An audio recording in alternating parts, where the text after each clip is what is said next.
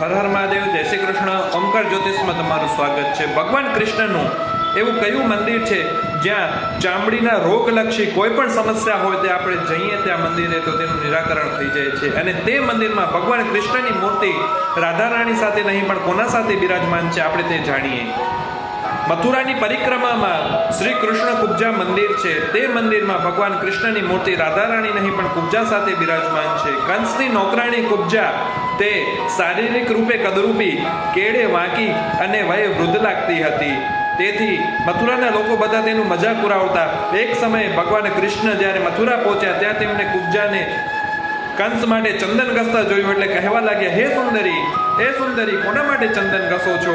ત્યારે કુબ્જાને લાગ્યું કે ભગવાન પણ મારું મજાક ઉડાવી રહ્યા છે એટલે તે રડવા લાગ્યા. ભગવાન કૃષ્ણએ પોતાના પગ વડે તેમનો પગ દાબીને તેમને ઊભા કર્યા.